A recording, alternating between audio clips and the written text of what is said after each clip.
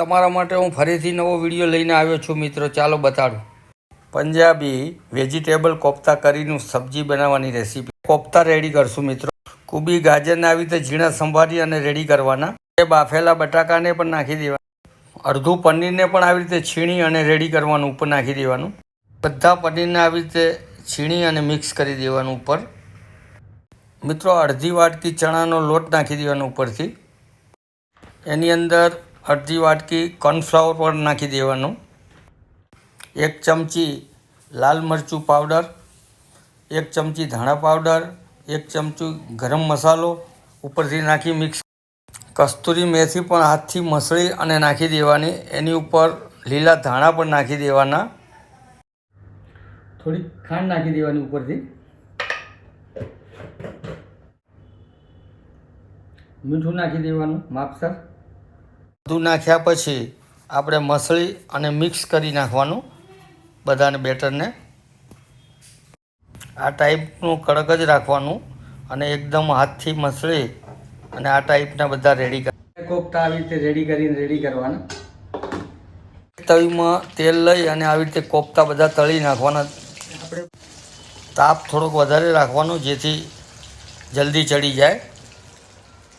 બધા કોફતાને આ ટાઈપના રેડી કરવાના, લાલ થોડાક. જુઓ મિત્રો, આપણા કોફતા હવે રેડી થઈ ગયા છે. તવી લેશું, એની અંદર તેલ મૂકશું. ગરમ થઈ જાય એટલે તજ પત્તા મૂકી દેવાના અંદર, 2 થી 3. તજ લવિંગ એ પણ અંદર નાખી દેવાનું. હવે આપણે નાખશું ડુંગળી.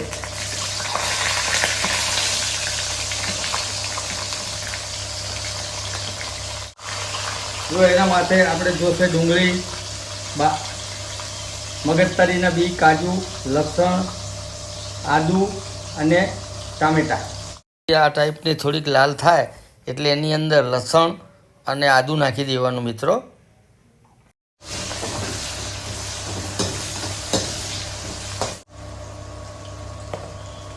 ટામેટાં નાખી દેવાનું.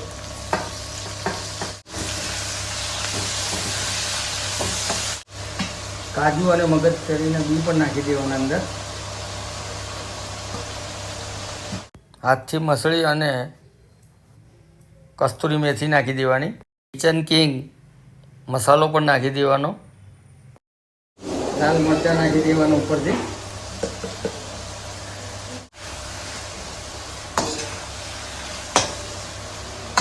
બધું ઠંડુ પડી જાય એટલે આપણે પીસી અને કરી રેડી કરી રાખવાની.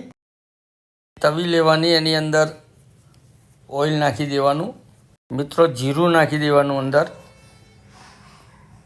એટલે આપણે આ ડુંગળી અને મરચાં નાખી દઈશું.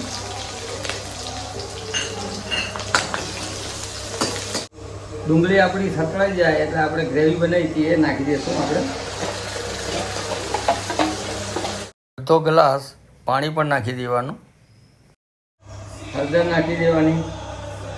મસાલો નાખી દેવાનો, જીરાનું, મરચાં નાખી દેવાના. અડધી વાટકી મલાઈ નાખી દેવાનું અથવા તો દહીં નાખ્યા પછી હલાવી અને મિક્સ કરી દેવાનું. થોડુંક ચડી જાય એટલે મિત્રો આપણે કોફતા જે રેડી કર્યા હતા એ મૂકી દેવાના, અંદર નાખી દેવાના. ચમચા વડે ધીમે ધીમે મિક્સ કરવાના જેથી તૂટી ન જાય. આપણી સબ્જી રેડી થઈ ગઈ છે. તો હવે ઉપરથી આપણે કોથમીરી ભભરાવશું. ઉપરથી આપણે પનીર ભભરાવી નાખશું. મિત્રો વેજ કોફતા કરી સબ્જી રેડી થઈ ગઈ છે. જુઓ મિત્રો, એક ડીશની અંદર આપણે સર્વ કરશું. જુઓ સરસ બની છે. આપણી કોફતા પણ સરસ બનેલા છે અને એકદમ નરમ અને સરસ. આ સબ્જી લચ્છા પરોઠા જો મળતા હોય તો સરસ મજા આવે છે ખાવાની.